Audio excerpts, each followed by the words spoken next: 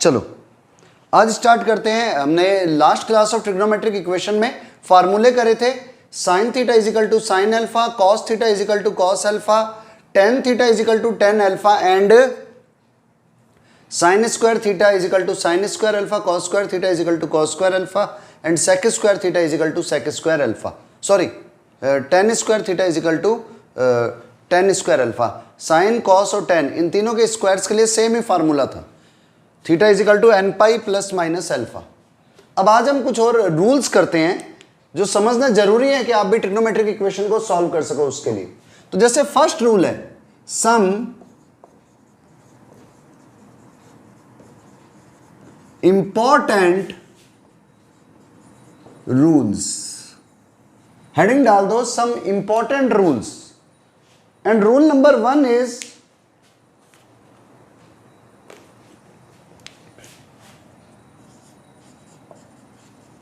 squaring and cancellation of trigonometric function both side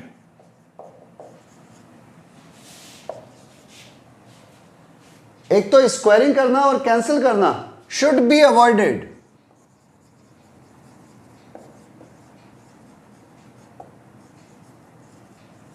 avoided एक तो दोनों तरफ स्क्वायरिंग करना, कोई भी इक्वेशन आ रही है उसको, या कैंसिल कर देना ट्रिग्नोमेट्रिक फंक्शन को दोनों साइड में जो मल्टीप्लाई में आ रहे हो, वो अवॉइड करना है, वो नहीं करना है, बल्कि अवॉइड भी क्या करना है, करना ही नहीं।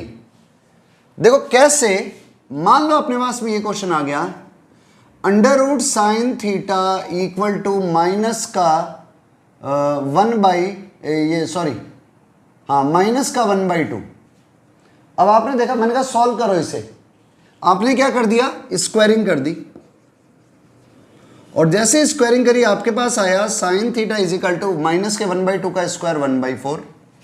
अब आपने इसको सॉल्व कर दिया और आंसर फाइंड करने लग गए, तो ये रॉन्ग हो जाएगा। क्यों? क्योंकि अंडर रूट कभी नेगेटिव होता ही नहीं है, पर यहां पर आपने स्क्वायरिंग कर दी तो आपका क्वेश्चन अब सॉल्व होने लायक हो गया, जो कि पॉसिबल ही नहीं था। सो इस इक्वेशन का आंसर होगा नो सॉल्यूशन। इसका कोई आंसर ही नहीं हो सकता, क्योंकि अंडर रूट कभी भी नेगेटिव नहीं होता, इसलिए इस इक्वेशन का कोई भी आंसर नहीं होगा। इस इक्वेशन का कोई भी आंसर नहीं होगा। तो आपने जो स्क्वायरिंग करके निकाला है ना, इट इज रॉन्ग। ठीक है, तो पहली चीज तो स्क्वायरिंग को अवॉइड करना है दोनों साइड्स में। दूसरा, नंबर 2, मान लो ऐसा आ जाए 2 sine square theta is equal to 3 sine theta. मान लो सॉल्व करने पर हमारे पास में ये स्टेप आ गया। अब कई जने क्या करते हैं, इस साइन से इस साइन को कैंसिल कर देते हैं। आप इसको सेम साइड ले जाओ,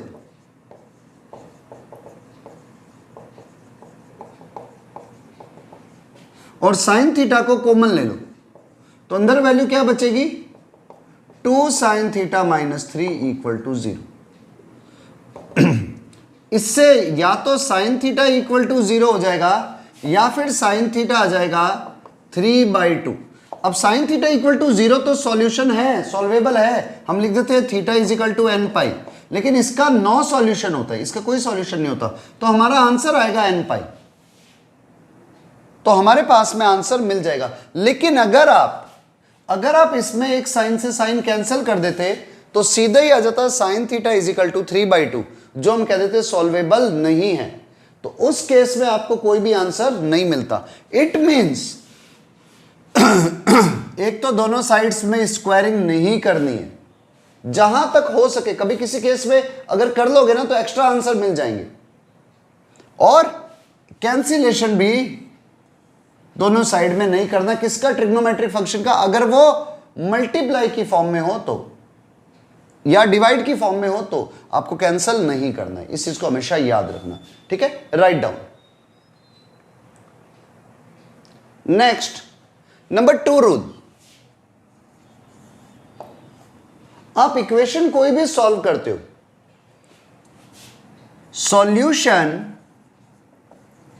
should be या should सेटिस्फाइड इन इक्वेशन या सेटिस्फाइड इक्वेशन। आपने जो आंसर निकाला वो इक्वेशन में सेटिस्फाई करके भी चेक करना है, देखना चाहिए कि हाँ भाई, क्योंकि हम आंसर निकाल लेते हैं कई बार अपने प्रोसेस से, पर वो आंसर इक्वेशन में सेटिस्फाई नहीं होता। जैसे या यूं समझ लो वो इक्वेशन को नॉट डिफाइन बना रहा होता है। इट मे बी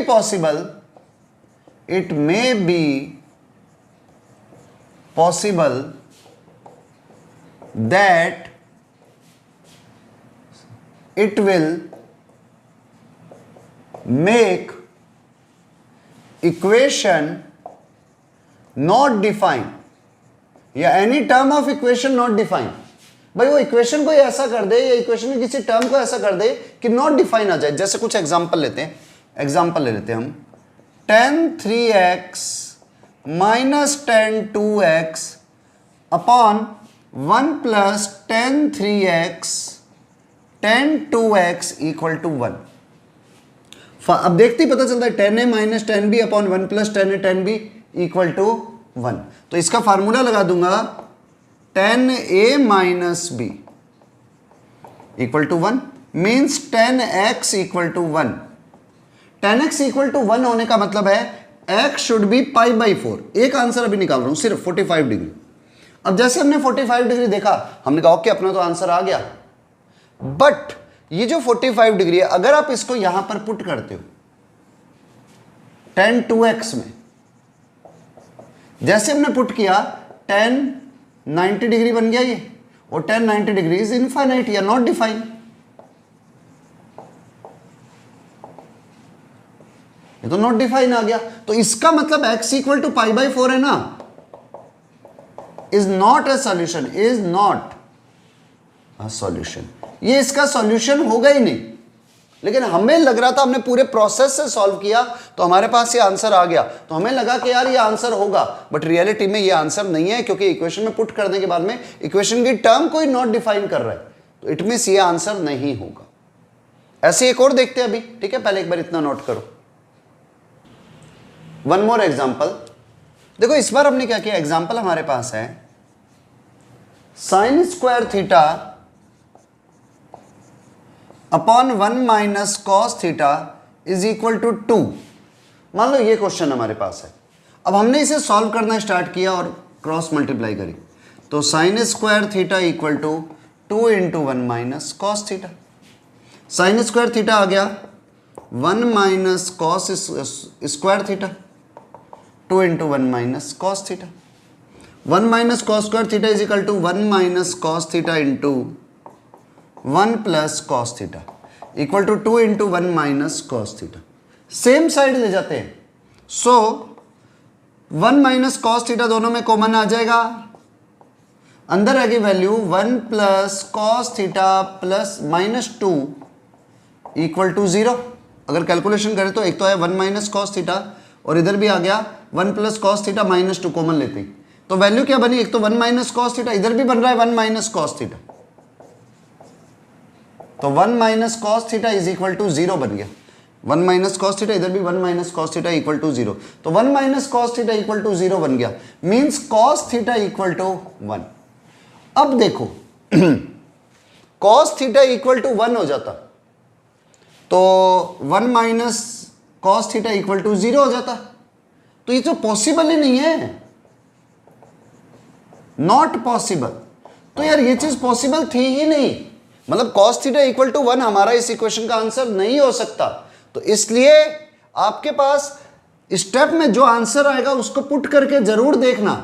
अगर वो इक्वेशन को में पुट करने के बाद में नॉट डिफाइन बना दे या इक्वेशन को सेटिस्फाई नहीं करे तो वो उस इक्वेशन का सॉल्यूशन नहीं होगा। ये चीज हमेशा याद रखना, ये चीज हमेशा ध्यान रखना कि अगर आपके पास में इसको पुट करने के बाद में आपको सॉल्यूशन नहीं मिल रहा तो इट मींस ये आपका आंसर नहीं हो सकता। ये नहीं कि आंसर निकल गया, आप cos थीटा इक्वल टू 1 कहां पर होता है आप देख लो, कहो सर आप तो सर इस वाली लाइन के, सॉरी इस वाली लाइन के ऊपर होता है 2n पाई, तो theta is equal to 2n pi लिख देंगे, नहीं होगा। ओके, और अगर आप थीटा को 2n पाई लिखोगे ना तो देखो साइन थीटा साइन थीटा इस लाइन के ऊपर और इस लाइन के ऊपर 0 होता है, तो ऊपर 0 आ जाएगा। अब कभी भी 0 को कुछ भी डिवाइड करो 2 आ ही नहीं सकता, तो ये आंसर नहीं होगा। वैसे इस इक्वेशन को सॉल्व भी नहीं करेंगे हम, ठीक है, सॉल्वेबल है ही नहीं। Write down.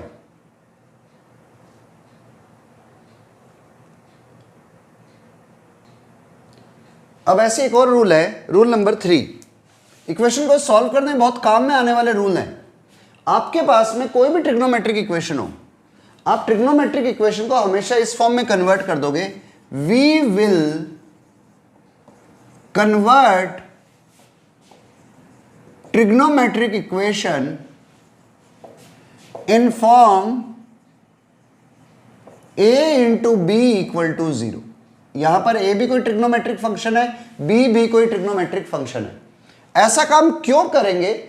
आपके पास इधर मान लो कोई नंबर होता तो अब आपके लिए सॉल्व करना मुश्किल हो जाता। मींस आप 2 नंबरों की मल्टीप्लिकेशन अगर इक्वल टू 0 रख रहे हो, अगर 0 के अलावा कोई और नंबर होता तो सॉल्व करना मुश्किल होता, पर अगर 2 नंबर्स की मल्टीप्लाई 0 आ रही है तो हमारे लिए सॉल्व करना एकदम ईजी हो जाता। हम कहते हैं भाई या तो ये 0 होगा या ये 0 होगा, और हमारा आंसर आ जाता। जैसे एग्जाम्पल से समझो, मान लो ये equation sine square theta plus 3 sine theta equal to 2 है। अब आप इसमें मान लो साइन थीटा को कॉमन लेकर के आपने ट्राई करी, सर ये लो साइन थीटा कॉमन ले लेते हैं, अंदर लिखते हैं sine theta plus 3 equal to 2। अब आप इसको ट्राई कर लो, अब नहीं होने वाला। सीधा आप सोचोगे सर इसको 1 रखें तो इसको 2 लेना पड़ेगा, इसको 2 ले तो इसको 1 लेना पड़ेगा, इसको 1/2 ले तो इससे 4 लेना पड़ेगा। तो ऐसे आपके माइंड में 50 चीजें आएगी। लेकिन अगर मैं सेम साइड ले जाता हूं और लिखता हूं इधर 2 की जगह पर मैं नंबर चेंज कर देता हूं यार, माइनस का 2 ले लेता हूं, ठीक है, इसको इधर ले आता हूं plus 3 sine theta plus 2 equal to 0। 2 के ऐसे फैक्टर प्लस करने पर 3 आए, डायरेक्ट फैक्टराइज कर रहा हूं, sine theta plus 2 into sine theta plus 1 equal to 0। तो या तो होगा साइन थीटा इक्वल टू -2 और एक होगा साइन थीटा इक्वल टू -1। ये चीज पॉसिबल ही नहीं है, आउट ऑफ रेंज है। क्यों आउट ऑफ रेंज है? क्योंकि साइन थीटा की वैल्यू -1 और 1 के बीच में होती है, और इधर साइन थीटा इक्वल टू -1 ये पॉसिबल है। अगर आपको याद हो साइन थीटा की वैल्यू इस तरफ तो होती है 0, ऊपर होती है 1 और नीचे की साइड में होती है -1, तो means theta is equal to 4n-1 into π/2। यहां पर n कोई भी इंटीजर है। अब आपके इन वैल्यूज के लिए ये हमेशा सेटिस्फाई करेगा। मीन्स π/2 आप रख के देख लो, इसमें साइन 90 इधर सॉरी माइनस का π/2, क्योंकि n को 0 रहती है माइनस π/2, साइन -90 1 -1 का स्क्वायर इज 1, और इधर साइन -90 -1 तो 1 -3 -2 सेटिस्फाइड। ऐसे आप आगे की कोई भी वैल्यू रखो सब सेटिस्फाई करेगी। तो हमारा आंसर ये आएगा, लेकिन यहां से आंसर नहीं निकला। अगर आप वैसे इसको नहीं करते ना तो आप कंफ्यूज हो जाते। हालांकि पेपर के अंदर अगर आपके से 4 ऑप्शन आते हैं ना तो आप n की जगह पर वैल्यू पुट कर करके भी मैच कर सकते हो, मान लो आपसे नहीं होता तो, ठीक है। पर अभी हम ऑप्शन की बात नहीं करेंगे, अभी हम सॉल्यूशन की बात करेंगे। Okay, now write down. चलो आगे। अब 1 मोर रूल, आई थिंक 3 रूल्स लिख दिए थे मैंने, 3 या 4 रूल, जितने भी लिखे कोई नहीं। रूल नंबर 4, at any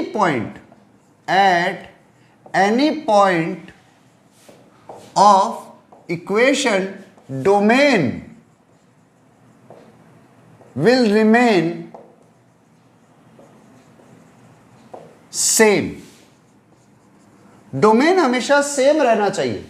अब सेम रहने का यहां पर मीनिंग क्या है कि अगर आपके पास में कहीं पर मान लो इक्वेशन में आ रहा है tan थीटा, तो हमें पहले ही पता है थीटा की वैल्यू सारे रियल नंबर होंगे, सॉरी हाँ, थीटा को आप सारे रियल नंबर दे सकते हो, सिवाय वो वैल्यू नहीं दे सकते जहां पर फंक्शन नॉट डिफाइन होता है। क्योंकि अगर आपने थीटा की जगह पर 90 डिग्री रख दिया तो tan 90 नॉट डिफाइन हो जाएगा। अभी अभी मैंने बताया था कहीं पर भी ऐसा नहीं होना चाहिए। तो आपको इस स्टेप का ध्यान रखना पड़ेगा कि डोमेन में ये आंसर नहीं बनना चाहिए। अब मान लो किसी ने tan थीटा को ये लिख दिया, मान लो इक्वेशन आ रही है tan थीटा इक्वल टू 1, अब वैसे तो हमें इसका आंसर पता है, पर फिर भी किसी ने टेन थीटा को लिख दिया sine theta upon cos theta equal to 1।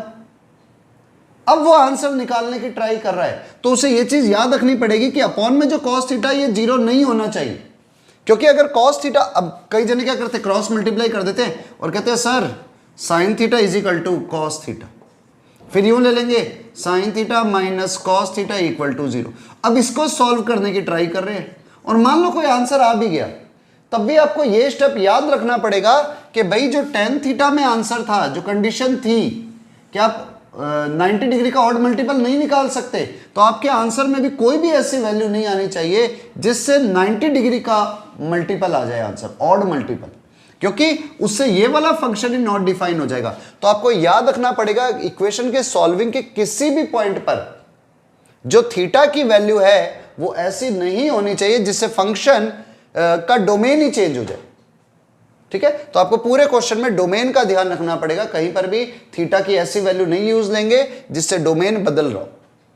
ठीक है, क्योंकि अगर आप इसको सॉल्व करने पर आओगे ना, ये चीज और ये चीज अलग मानी जाएगी, ये और ये दोनों अलग माने जाएंगे। क्यों अलग माने जाएंगे? क्योंकि यहां पर डोमेन में थीटा को आप कोई भी रियल नंबर रख दो, इधर भी डोमेन में आप थीटा को कोई भी रियल नंबर रख दो, क्योंकि साइन थीटा का डोमेन होता है ना, थीटा कोई भी रियल वैल्यू ले सकता है। कॉस थीटा का डोमेन भी होता है, थीटा कोई भी रियल वैल्यू ले सकता है।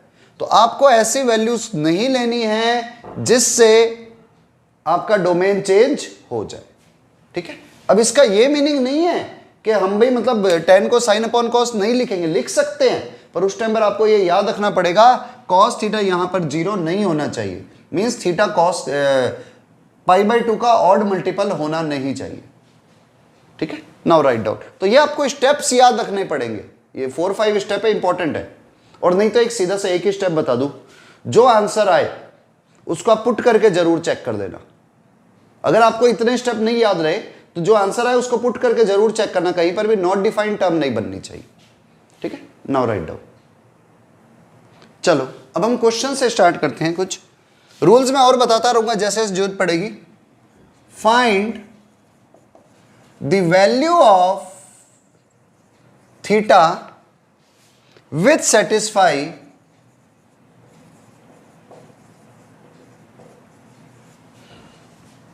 r cos theta is equal to 3 and r is equal to 4 into 1 plus sin theta, जहां पर थीटा की वैल्यू, ये यहां पे साइन थीटा आएगा, सॉरी, जहां पर थीटा की वैल्यू 0 से लेकर 2 पाई के बीच है। यहां पर थीटा की वैल्यू 0 से 2 पाई के बीच में आपको सॉल्व करना है। Find the value of theta which satisfy this equation and this equation both. आपको थीटा की वो वैल्यू निकालनी है। ठीक है, तो देखो पहले आप ट्राई कर लो, वीडियो को पॉज करके या रोक करके। चलो देखो, अगर आपसे नहीं हुआ ना क्वेश्चन तो कोई बात नहीं, बहुत सिंपल सा क्वेश्चन था।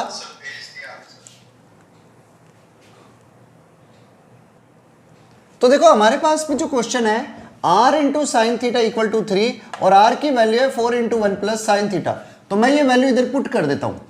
तो 4 into 1 plus sine theta into sine theta equal to 3, r तो गायब भी कर दिया, तो क्या आया, इक्वेशन बनी 4 sine square theta plus 4 sine theta minus 3 equal to 0। 4 3 जा 12, क्वाड्रेटिक है, 12 के ऐसे फैक्टर माइनस करने पर 4 आए, 6 and 2, so 4 sine square theta plus 6 sine theta minus 2 sine theta minus 3 equal to 0। लो कॉमन, इधर इधर भी कॉमन लो, तो इधर 2 साइन थीटा कॉमन आया, तो अंदर 2 साइन थीटा को कॉमन लेते अंदर रह गया 2 साइन थीटा प्लस 3। इधर माइनस का 1 कॉमन आया तो भी रह गया 2 sine theta plus 3 equal to 0। So sine theta की वैल्यू यहां पर आ रही है हाफ और इधर साइन थीटा आ रहा है माइनस का 3/2, जो पॉसिबल ही नहीं है क्योंकि साइन थीटा -1 और 1 के बीच होता है, रेंज से बाहर है। तो sine theta equal to half, मैंने ये कहा है फाइंड द वैल्यूज ऑफ, अच्छा थीटा की वैल्यू बतानी है, तो सीधी सी बात, साइन थीटा हाफ है तो थीटा विल बी, देखो साइन थीटा हाफ कितने पर होता है, साइन थीटा हाफ होता है पाई बाई 6 पर, सॉरी साइन पाई बाई 6 पर। Sine theta equal to half, then sine theta is equal to sine pi by 6, तो theta is equal to n pi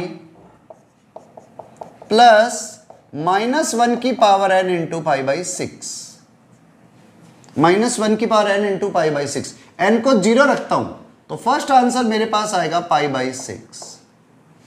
n को 0 रखते ही 0 इंटू पाई 0, -1 की power 0 1 pi by 6, फिर मैं रखता हूं 1, तो 1 करते ही पाई -1 की power n pi minus pi by 6, 2 रखते ही 2 पाई -1 की power 2 plus 2 pi plus pi by 6, जो इससे बाहर चला जाएगा तो वो आंसर नहीं हो सकता। तो थीटा की वैल्यू क्या आ गई, पाई बाई 6 और 5 पाई बाई 6। अब देखो इसमें मैंने कहीं पर भी अपॉन में नहीं लेकर के गया, अपॉन वाले को 0 की बात नहीं करी, तो ये जो दोनों हमारे आंसर है ना ये सही आंसर होंगे। हाँ कभी अपॉन में आ जाए ना और हमने क्रॉस मल्टीप्लाई किया हो तो जरूर आंसर को पुट करके चेक करके देख लो, नहीं तो अभी भी सेटिस्फाई करेंगे। ठीक है, तो आपके पास में 2 आंसर्स हुए और दोनों आंसर ये हैं। बस आपको स्टेप याद रखना है कि अपॉन वाला कभी भी 0 मत ले लेना, क्योंकि अपॉन वाला 0 लेते ही आपके से वो आंसर आ जाएंगे जो फंक्शन को नॉट डिफाइन बनाएंगे। यहां पर अपॉन में कुछ था ही नहीं इसलिए डायरेक्ट हो गया। Okay, now write down. चलो नेक्स्ट, वन मोर क्वेश्चन। ये क्वेश्चन है अपने पास में 16 की पावर साइन स्क्वायर एक्स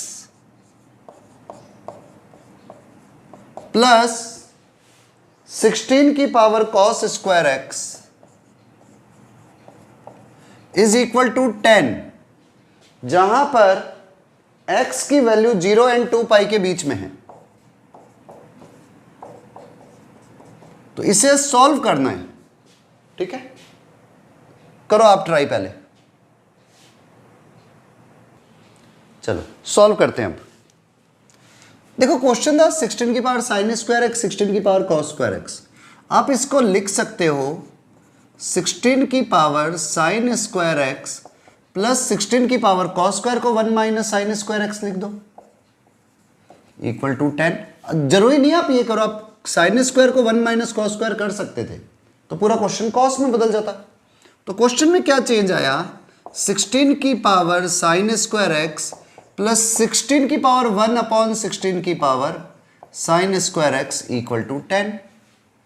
अब आप इसको एक बार a मान लो। अच्छा, मैंने इसको अपॉन में क्यों लिखा, क्योंकि मैंने ऑलरेडी देख लिया कि भैया 16 की पावर साइन स्क्वायर एक्स कभी भी 0 नहीं होता। 16 पॉजिटिव नंबर है, उसकी पावर साइन स्क्वायर एक्स, अब साइन स्क्वायर एक्स कुछ भी हो कभी 0 नहीं हो सकता ये पूरा।